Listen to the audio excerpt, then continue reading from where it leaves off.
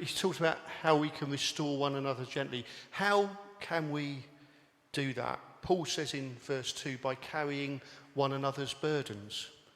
At Tonbridge Angels, where I'm the chaplain, the football club, we now have morning training, which means I get a free breakfast every Tuesday and Thursday. It's fantastic. I go down there and I sit with the players. So on Thursday, I got down there, I got my beans and scrambled eggs and my toast and my orange juice, and I sat down on the chair, and I lifted the chair up to move it into the table. And when I lifted it up, I only lifted up the seat because it wasn't attached to the metal sharp legs. And so when I put it down, my finger was under the seat, and somebody said, "Your full body weight." I went, all right, back up a bit. My full body weight went down between the seat and the leg and sliced my finger right through to the nail. And you know when you do that and you feel sick immediately, and all these players around me, and I'm thinking, these big strong men, I've got to act tough. And so I just thought, I'm going to go out, and I said to the lady who was cooking the food, have you got a plaster? She got me the 2 tiniest plasters I've ever seen in my life. And she put them on the flap of skin, and I thought, when I take this off, I know that the skin is going to re-flap open like an envelope. This is not helping at all. I came to work, I worked hard, I was typing on my computer, and I thought, what is this liquid on my computer? Oh, it's red. Oh, it's blood. So I went into Crispy Bacon, who's one of our first aid ladies, and she said, I don't like blood. Don't know why I'm a first aider. I thought, well, you're not helping me here. I want someone calm. I want a Rob Powell, just to keep me on the even. And so she put the plaster on after she put this like stain remover stuff on. It was like nail varnish. It hurt. It was horrendous. But she restored it, and there's no plaster on it today. And when Joe looked at it yesterday, she said, Ali Bacon did a good job on your finger. And I thought, oh, rats, I wanted to fire her. I can't now. Restore one another gently by carrying each other's burdens, even when you don't like the sight of blood. I want you to compare these and tell me which one you think's the best, okay? Just by a raising of hands or a cheering. Which is best, cats or dogs? Cats? Let's do cheering, yeah? Dogs? You're right, brothers and sisters, dogs. We went to Cyprus, Joe and I did a wedding there at the beginning of this week, and we were in this Airbnb, and literally there were about 8 cats around our Airbnb. They were sat on our table outside. They were at the window when I was cooking. There was one, I called it Take That, because it looked so manky and dishevelled and kept just reappearing when you thought its life was over. It was like the band Take That. I went, oh, Joe, here comes Take That again. And it just sat on my chair bed, just looking at me going, meh, meh. Yeah. So dogs, all right, let's compare these. French beans or baked beans? Those French beans are from my garden. Not that I want to swing the vote there at all. Who thinks French beans? Who thinks baked beans? Oh, baked beans, okay. Who prefers, when we're comparing coffee cake or lemon drizzle cake? Coffee cake. Lemon drizzle cake.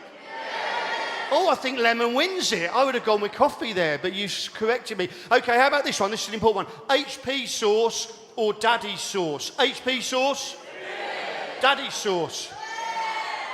At my dad's funeral here, we were planning the food, and I said to Mum, we need to have brown sauce with the sausage rolls. HP said, no, daddy sauce. Your dad only liked daddy sauce. The mankier it was, the better. And I thought that actually captured who he was as a human being, really. Okay, and this one, when we're comparing them, Messi or Ronaldo? Who thinks Messi? Who thinks the other one? Really? Wow, I think that was a lot of ladies going for looks there rather than football, if I'm being honest. Now, on this one, comparing them, who's the best here? Steve Cole. Now, hang on a minute, before you vote on this one, I shared this with Steve Cole's son, Sam, who used to work here, but after our conversation, I fired him.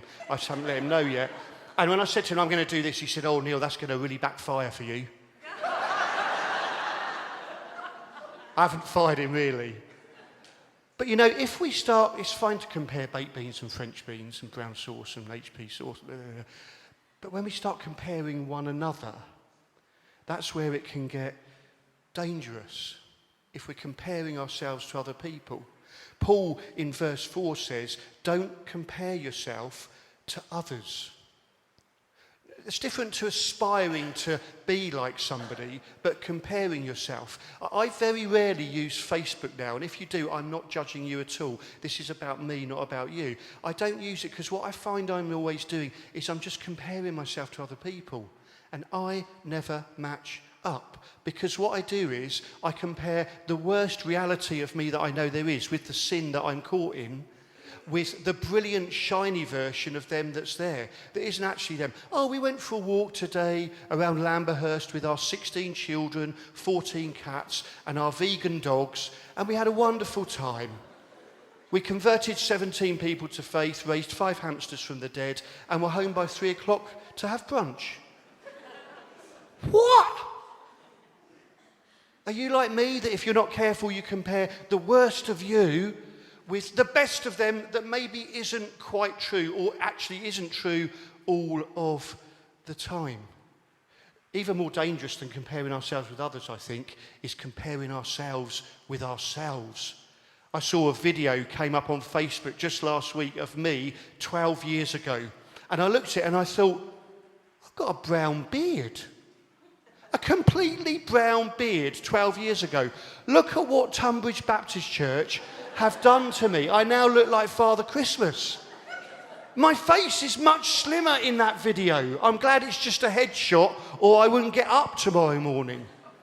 We can compare ourselves to ourselves, can't we? On that day when we're caught in sin, we look back to the days when we weren't and we think, I'm rubbish now. Whereas actually, if we do what Jacob said and we look over the long view of things in that brilliant C.S. Lewis quote, actually we have changed. We will get weary of doing good that Paul encourages us to do in verse 9 if we just compare ourselves to others, or the version of ourselves that we wish we still were. Don't compare yourselves, says Paul.